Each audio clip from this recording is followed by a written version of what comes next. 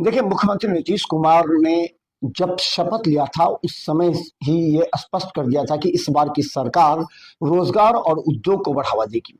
इसीलिए 50,000 रोजगार से भी अधिक उपलब्ध हो सकते हैं। और बिहार में जिस तरह सरकार वादा करके आई थी, उस वादा के तहत 100 बंद पड़े मिलों के उद्योगों को पुनर्स्थापना करने की तैयारी प्रारंभ कर दी गई है और ये क्रमबद्ध और चरणबद्ध होगा। पहले जितने भी बंद पड़े चीनी मिल है, वस्त्र उद्योग के लिए हैं।